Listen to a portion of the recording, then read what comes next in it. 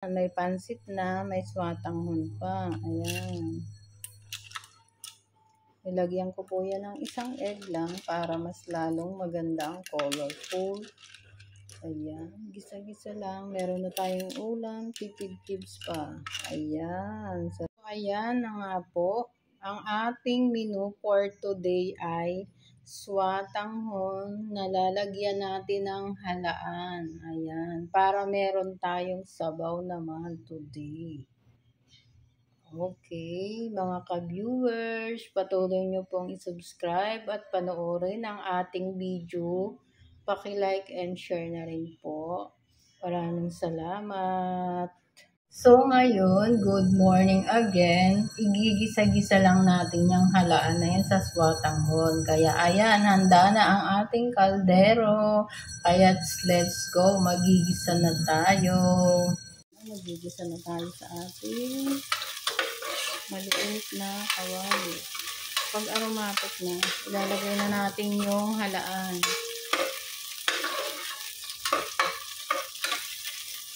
Ayan, lalagay na natin yung halaan.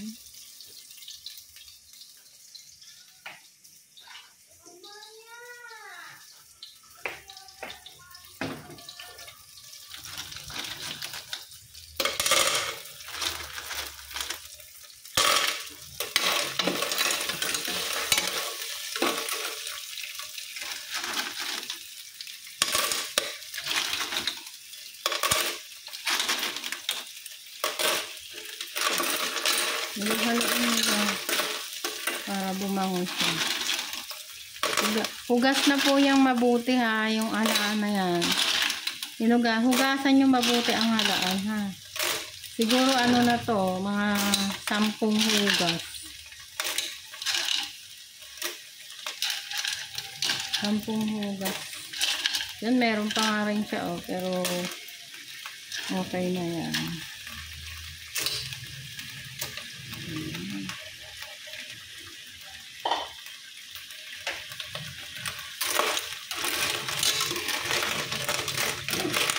Baka na siya.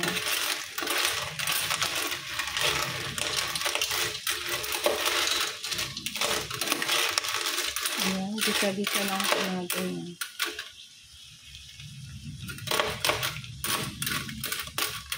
Mamaya lalagyan na natin siya ng tubig.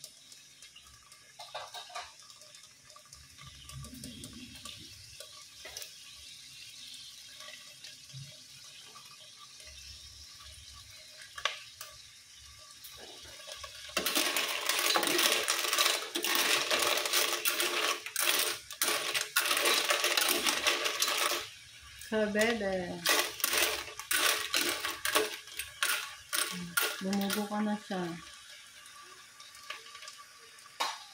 So, lagyan na natin siya ng tubig.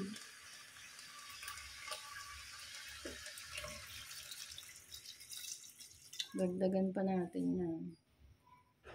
Yan na siya. Kumukulo-kulo na. Pakuluin lang natin mabuti.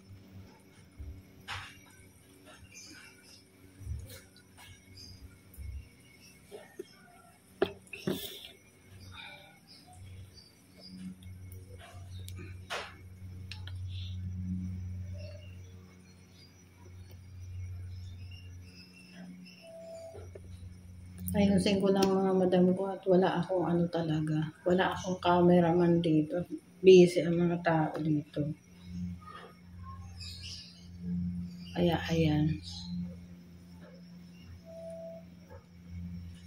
Ayan, kumukulo na. Nagbubukahan na rin siya. Oh. Bumubuka na rin siya mga madam ko. Ayan. So, lalagyan na natin yan ng swatanghon.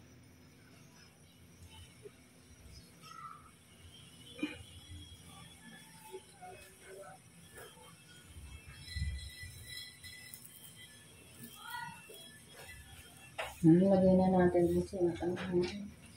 Lalambot na lang siya. Yan. Nilagay na natin ang ating swatanghon. Lagyan natin ng chicken or chicken. Para mas malasa. Ayan, chicken cubes lang po para mas malasa.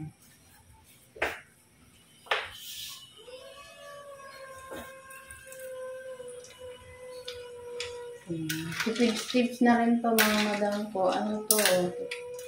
Yung halaan 1 kilo po ang nilagay natin.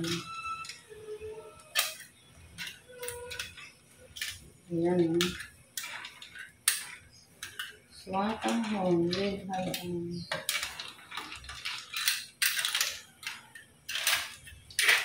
Ang bango. Lagyan natin ng paminta.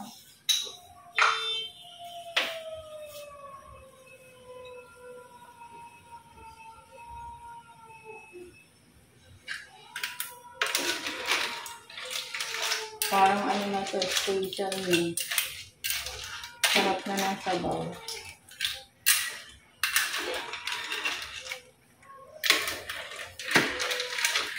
Tikman natin. Bago lagyan ng asin.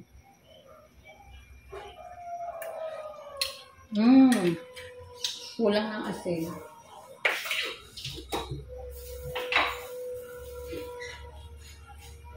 Konting asin. Hindi kasi ako mga madami. Ito dapat ay patis. Kaya lang hindi po ako nagpapatis. Patis po dapat ang masarap. Kaya lang meron din naman. Kaya lang hindi ako mahilig sa patis baga. Kasi ayoko po ng amoy. Ayan, sarap nito.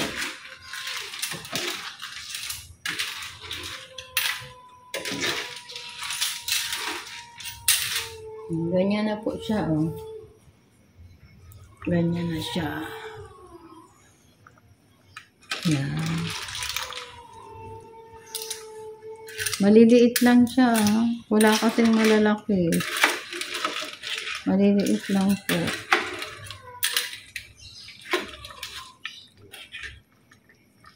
Maliliit lang ang ating halaan.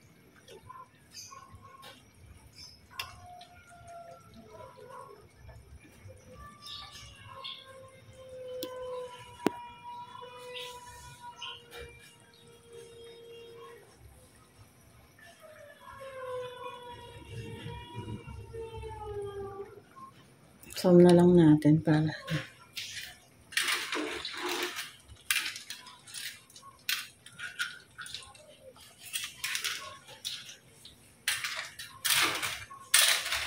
tapos lalagyan po natin ng tikman natin kung okay na ang kanyang asin.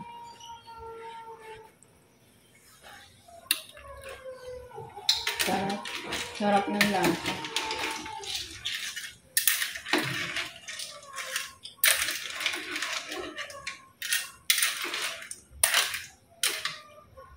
Ayan, lagyan po natin ng egg.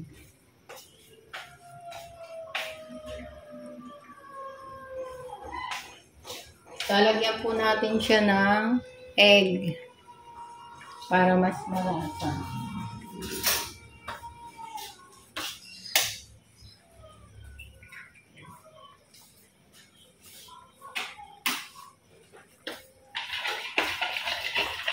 Ito na yung egg, lagay natin. Yan. Healthy.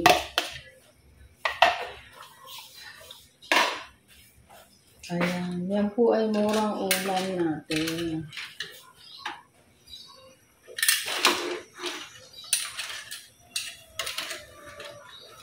Ayan. Ganyan na siya. Oh.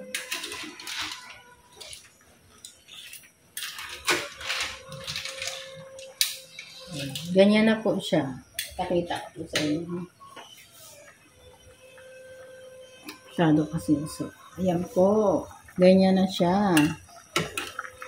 Ang sarap na ng sabaw. Yung egg na yun para maganda rin ang kulay.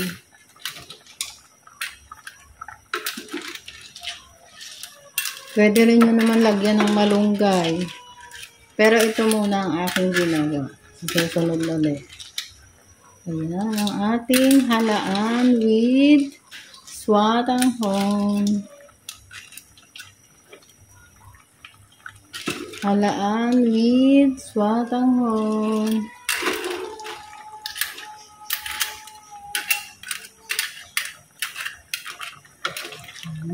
Luto na po siya. Madali lang naman maluto. Luto na ang ating halaan with swatanghon. Ayan. Healthy na. Maganda po yan sa potassium. Yan. May vitamin yan. Kaya, subscribe nyo po lagi ang ating channel para updated tayo sa ating mga videos na lulutuin. At mix po ang video namin, yung mga everyday life namin. Yan. Thank you, thank you. Ayan ang halaan with swatanghon. Ang ating menu ay halaan with swatanghon. Yan. Sarap ng sabaw niyan.